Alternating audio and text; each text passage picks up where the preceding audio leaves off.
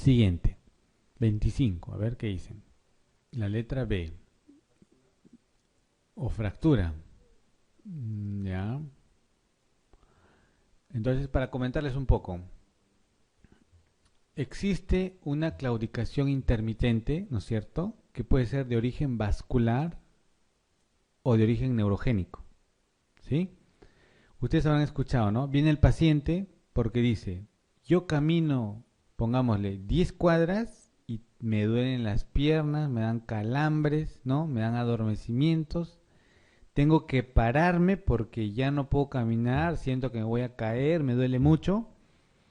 Descanso unos segundos o unos pocos minutos y me recupero y puedo seguir caminando.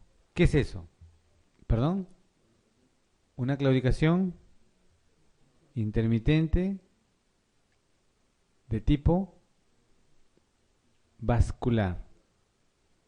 ¿Ya? Ese es típico de una claudicación intermitente vascular. Otro paciente que dice más o menos algo parecido, pero dice, yo me paro, pero no me pasa el dolor, sigo con las molestias, demoro 5 o 10 minutos, me baja un poco, ya puedo volver a caminar, pero en las noches también le duele, ¿no? O sea, no solo es en actividad, sino también en reposo, no calma ahí mismo, es una claudicación neurogénica. ¿Está bien? ¿Entendieron la diferencia? Además, si yo le hago un examen neurológico, probablemente el paciente con claudicación vascular, ¿ya?, tenga sus reflejos normales, no tenga alteración sensitiva, porque los nervios no están afectados, pero puede tener síntomas de enfermedad arterial periférica, ¿no es cierto? Bajos pulsos, cambios tróficos, etcétera. En cambio, el paciente con claudicación neurogénica, yo le hago reflejos y probablemente algunos reflejos estén disminuidos o abolidos, puede encontrar trastornos sensitivos, ¿está bien? Entonces eso me orienta hacia una claudicación neurogénica. ¿Entendieron? Ya. Entonces, aquí dice, ¿no? Claudicación neurogénica y les hacen algo más claro, dice, ¿no? Limitación progresiva de la marcha por dolor neuropático, ¿no? Entonces, está bien, canal estrecho degenerativo, ¿no? Es la causa más frecuente, ¿ya? ¿Está bien? Letra B. Siguiente, 26. La letra E, ¿no es cierto? Está bien. Por ejemplo, aquí les dicen una hernia, ¿no? No les están diciendo qué raíz, sino dicen una hernia. L5S1, ¿no? Entonces, uno tendría que marcar esa alternativa, ¿sí? Siguiente, a ver. ¿Cuál es? La C, ¿no? Es lo mismo. Y aquí dice, por ejemplo, que el paciente no puede caminar en puntas. O sea, S1, ¿no es cierto? No tiene reflejo aquileo, S1, ¿sí? ¿Ya? Entonces, la respuesta es la C. 28. Si fuera esa, el dermatoma, que más o menos tiene una distribución, ¿no es cierto? No te ayudaría, digamos, en el diagnóstico, ¿no es cierto?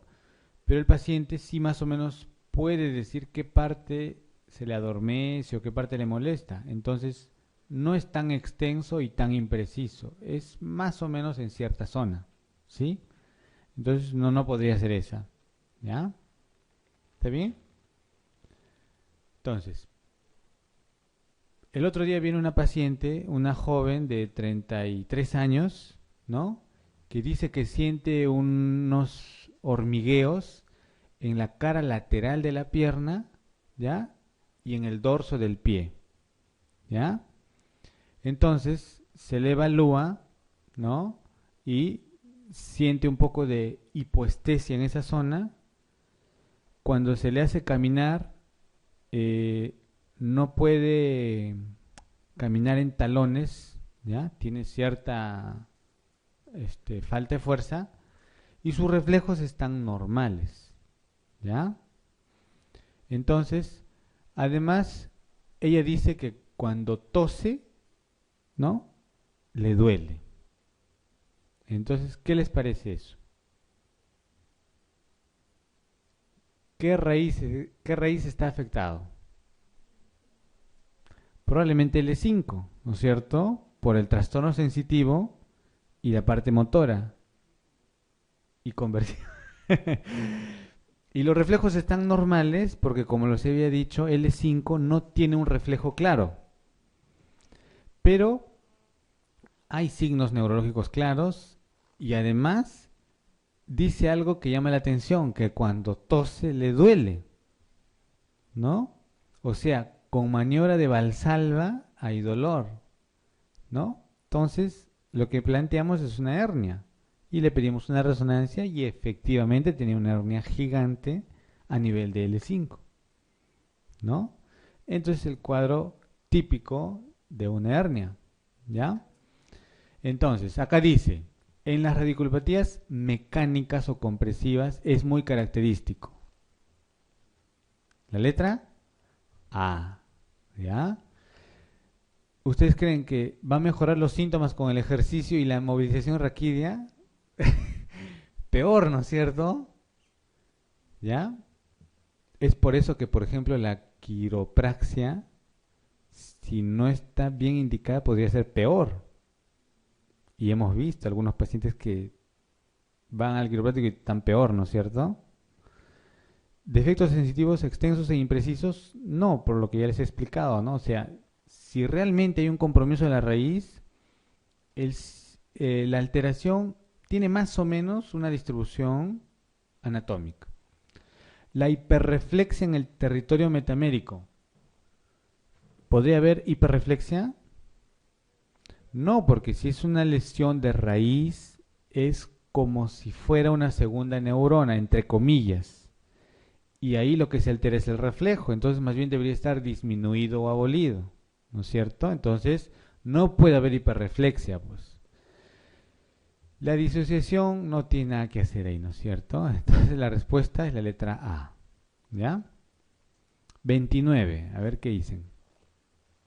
D, B. Ya, o sea, el paciente tiene una cuadriparesia o cuadriplegia, ¿no es cierto? Pero sí puede ventilar. Entonces, el nivel tendría que ser cervical, ¿no es cierto? Porque si no, ¿cómo explico los miembros superiores? Pero no tendría que ser tan alto porque respeta la ventilación. Y ustedes saben que el nervio frénico, ¿no? Depende de raíces cervicales altas, ¿no? Entonces, tendría que ser la parte baja, ¿no? C6, C8, ¿ya? Porque si es una lesión alta, el paciente no puede ventilar y se muere, pues, ¿no es cierto? Si es que no recibe apoyo ventilatorio. No es como la niñita, ¿no? Romina, que tiene una lesión, creo que C2, C3, ¿no? Y ahí no puede ventilar, pues por eso es que está con ayuda ventilatoria, ¿ya? Entonces la respuesta es la B. A ver aquí, 30. La E, ¿no es cierto? Entonces dice que tiene molestias, tercer dedo, disminución del tricipital, C7, ¿no es cierto? Entonces, pueden encontrar ustedes así, pues, ¿no? Un C6, C7, ¿no? Entonces, esa tendríamos que marcar, ¿no es cierto? El disco herniado, aquí nos hablan del disco herniado, ¿no? Está entre C6 y C7, ¿no? La respuesta es la E. 31. Sospechamos siringomielia, ¿qué pedimos? Resonancia. ¿Qué es la siringomielia? ¿Se acuerdan? Muy brevemente, ¿no? La siringomelia, ¿no? Los síntomas, ¿no? Se deben a una lesión que está en la parte central de la médula, ¿no? Esa lesión es como una cavidad de líquido que está ahí al centro, ¿ya? Y si recordamos un poco, en la médula, si me siguen en este dibujo, la parte sensitiva viene por el asta posterior, ¿no es cierto? Y hay unas vías que van por el mismo lado, por el cordón posterior, ¿no? Y hay otras vías que cruzan y van por la parte contralateral. La vía que va, digamos, por el cordón posterior del mismo lado es la vía propioceptiva, ¿no? O sea que lleva el tacto fino, la posición, ¿no?, de las articulaciones, la propiocepción, ¿no es cierto? Mientras que la vía que cruza lleva el tacto protopático o el tacto grueso, lleva dolor y temperatura, ¿ya? Entonces, si al centro se forma esta cavidad, ¿qué se va a afectar? Estas vías, ¿no es cierto? Por lo tanto, se afecta temperatura y dolor. Y el paciente tiene alteraciones en la temperatura y el dolor contralateral, ¿no es cierto? Mientras que la sensibilidad profunda se respeta, ¿no? Salvo que sea, pues ya, no sé, demasiado grande, pero se supone que eso no se afecta. Dependiendo de esta cavidad, ¿no? También se puede afectar, ¿qué cosa? La vía piramidal, ¿ven? Aquí está la vía piramidal, o sea, la fuerza, ¿no? Y en ese caso me dará síntomas como de primera neurona, porque eso es primera neurona todavía, ¿ya? ¿Está bien?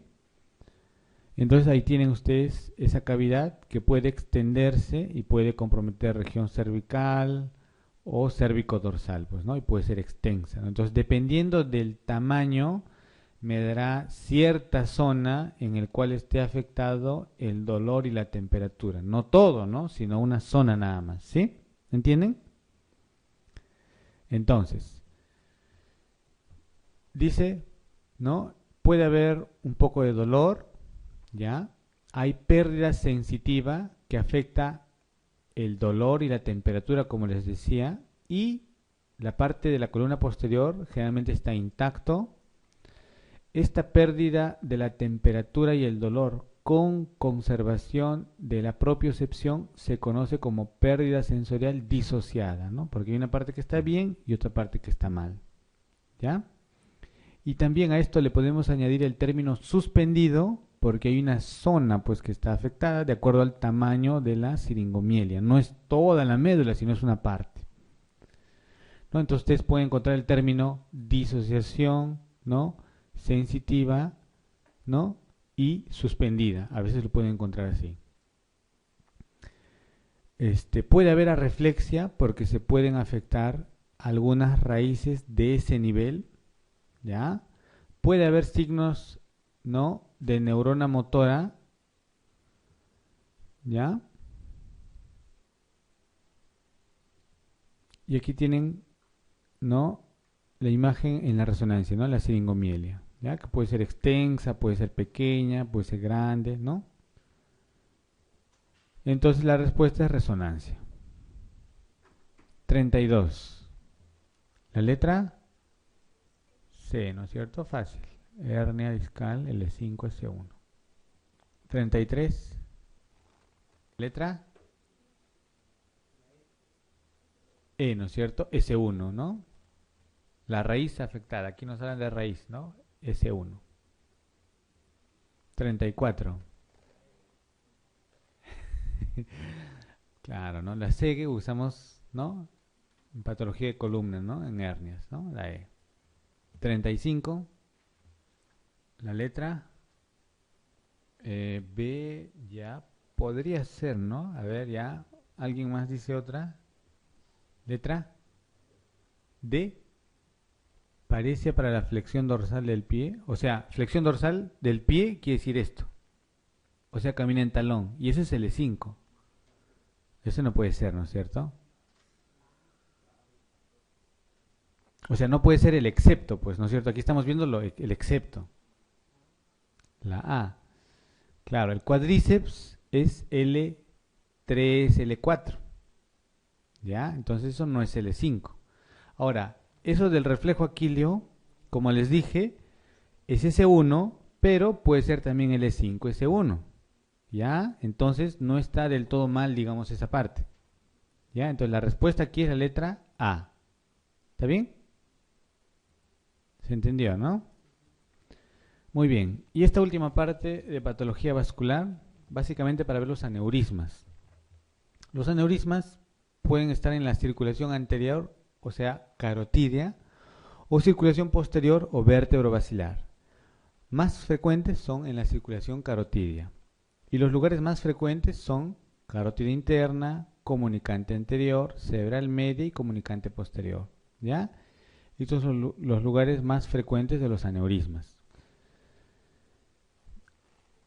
¿Qué cuadro clínico nos da los aneurismas? En general el cuadro clínico lo da cuando se rompen, porque si no se han roto muchas veces no dan síntomas. ¿Ya? ¿Ya? El cuadro clínico generalmente lo da cuando se rompe y cuando hace eso queda una hemorragia subarachnoidea, ¿no? Entonces ese cuadro clínico. ¿Y en qué consiste eso? La cefalea de la hemorragia subarachnoidea es una cefalea brusca, súbita, intensa, siempre, ¿ya? Ahora, a veces no es pues tan intensa, ¿no es cierto? Pero toda cefalea brusca, ¿no? De inicio repentino, intensa, nos debe hacer sospechar en hemorragia subarachnoidea. Puede asociarse a vómitos, a rigidez de nuca, pero quizás no en ese momento, ¿no? Sino en el transcurso, ¿ya? Y obviamente puede haber algunos signos focales, ¿no? Déficits neurológicos, puede haber papiledema si pasa ya un cierto tiempo, alteración de conciencia. Diferente a una hemorragia intracerebral, ¿no? Que igual da un déficit neurológico brusco, pero la cefalea, digamos, no es tan intensa y tan severa como en HCA, ¿ya? ¿Cómo hacemos el diagnóstico de una hemorragia subarachnoidea? Con el cuadro clínico, neuroimágenes, a veces hay que hacer punción lumbar y a veces hay que llegar a la angiografía, ¿no? Que es el gold estándar. ¿Cómo es el cuadro clínico? Nuevamente, cefalea, brusca, intensa, súbita, ¿no? Estaba bien y de pronto una cefalea intensa, ¿no? Las neuroimágenes podemos hacer una angiotomografía o una angioresonancia para ver el aneurisma, ¿no? Una tomografía simple para ver el sangrado, ¿ya? No es necesario poner contraste si uno ya ve la sangre, ¿no es cierto? Punción lumbar en el caso de que la tomografía esté normal y el cuadro clínico sea compatible o sugerente de un HCA. Y angiografía cuando a veces no se puede ver, digamos, en la angioten o en la angioresonancia el aneurisma y se quiere hacer pues un abordaje quirúrgico, ¿no? Entonces hay que hacer muchas veces angiografía para demostrar dónde está el aneurisma, ¿ya? Entonces, ahí está, ¿no? Esto es una angioresonancia, una angiografía, ¿no? Donde se puede demostrar el aneurisma. Ahí está el aneurisma. En la angiografía se hace pues, se confirma digamos el diagnóstico, la localización, etcétera, y se puede hacer tratamiento endovascular, ¿no? Se pueden poner unos coils o algunas sustancias para cerrar el aneurisma, ¿no? O a veces hay que hacer cirugía abierta, ¿no? Y poner un clip en el aneurisma, ¿ya? Entonces aquí está una tomografía simple, ¿no? O sea, sin contraste, donde vemos el sangrado. Y en la angiografía se ve el aneurisma en territorio de cerebral anterior, ¿no? Y ahí está pues la zona, ¿no?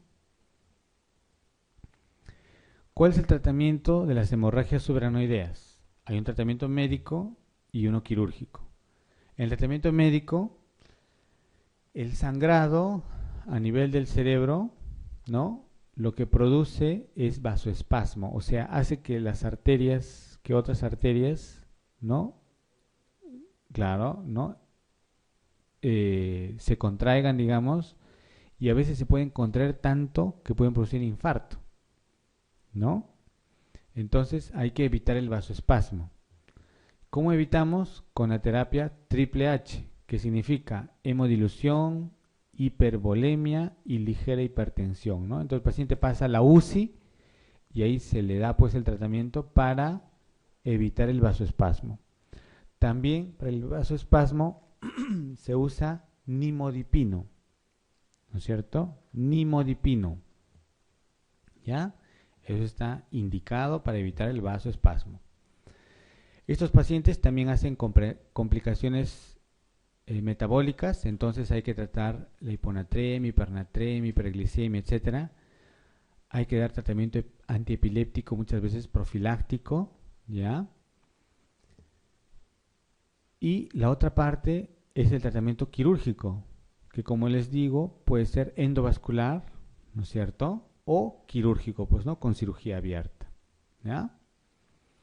Y también existen otros tratamientos como la radiocirugía, ¿ya? Y algunos casos, pues, quizás el aneurisma tenga una localización muy profunda, de muy difícil acceso, que a veces pues no se pueden operar, ¿no? ¿Ya? Puede haber también esos, o algunas malformaciones que nadie se atreve a tocarlo, ¿no? Porque son tan complicadas que a veces puede ser peor la cirugía, ¿no? ¿Ya? Muy bien, a ver, vamos a ver esta pregunta, 36. Entonces es una malformación grande, 3 centímetros, ¿no? Localización profunda, una cirugía sería terrible, ¿no es cierto? Porque si está tan profundo, ¿no? Operando pues dañarían mucho, ¿no? Entonces, en estos tipos de malformaciones, la radiocirugía, el gamma knife, ¿no? Es de elección, ¿no? Entonces eso pues reduce notablemente la malformación, ¿no? Imagínense en tronco cerebral, ¿qué harían? No pueden operar, ¿no es cierto? Un tratamiento endovascular muy complicado también. ¿Qué hacen ahí? Gamma knife, radiocirugía, ¿ya? La respuesta es la C. Aquí todavía en Perú no tenemos gamma knife, pero ya están poniendo uno en la FAB. Entonces va a ser el primer gamma knife, ¿no? 37. A ver qué dicen.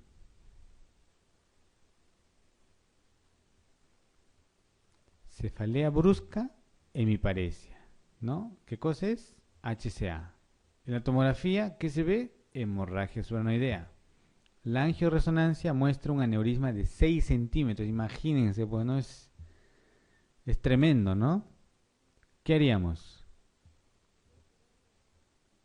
Cirugía, pues es muy inmenso, ¿no?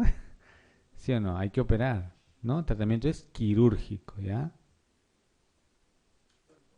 Igual por la dimensión, ¿no? O sea, ahí hacer una embolización imposible, ¿no? Es que la embolización tú pones el catéter y se sueltan unos coils a veces o se suelta un líquido especial. Pero imagínate, si este aneurisma es tan grande, ese coil se puede ir a cualquier sitio. Igual la sustancia, ¿me entiendes?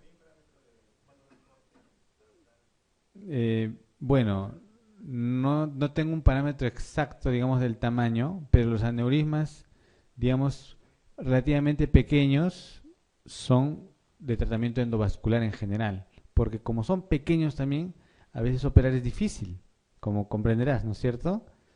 En cambio, si es muy grande, es más fácil clipar, etcétera, ¿no? Y más difícil hacer el tratamiento endovascular, ¿ya? Entonces aquí te hablan de un aneurisma de 6 centímetros, ¿no? Entonces es quirúrgico, ¿ya? Siguiente, 38. ¿Qué dicen? La letra A, ¿ya? Aquí algo importante, ¿no? Paciente que viene, paciente mayor, ¿ya? O paciente adulto, digamos, paciente adulto que viene con una oftalmoplegia completa del tercer nervio craneal.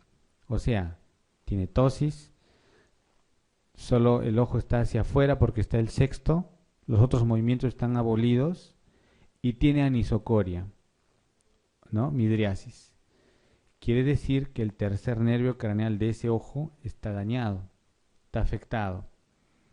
Y lo más probable es que sea una lesión compresiva porque está afectada la pupila y las fibras parasimpáticas van por fuera del nervio, ¿no? Entonces tendría que ser algo que está comprimiendo para que dañe la pupila y el nervio, ¿sí? Una de las causas más frecuentes cuando ven eso es aneurisma de arteria comunicante posterior, por si acaso, ¿ya? Entonces, paciente que viene con oftalmoplegia completa con compromiso pupilar del tercer nervio craneal, primera posibilidad, aneurisma de arteria comunicante posterior, ¿ya? Entonces, eso está bien, pero las otras alternativas también son válidas. Aneurisma de carótida interna a nivel intracavernoso te puede dar compromiso del sexto, del cuarto. A nivel de arteria oftálmica, que no es muy frecuente, pero sí te podría dar compromiso del segundo, ¿ya? O sea, todos son correctos aquí, ¿ya? La respuesta es la D. 39. Todas, ¿no es cierto? Cualquiera de estas puede dar hemorragia subaracnoidea.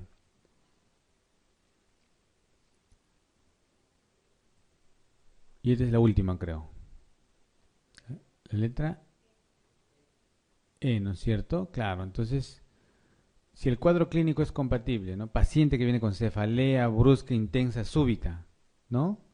Pensamos, puede ser una hemorragia subaracnoidea. Le hacemos una tomografía. La tomografía es normal. ¿Qué tenemos que hacer? Punción lumbar. En la punción lumbar, ¿no? Podemos ver la sangre, pues, ¿no es cierto? Y ya está el diagnóstico, ¿sí? Entonces la letra E.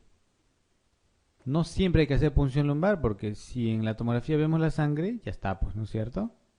La letra E.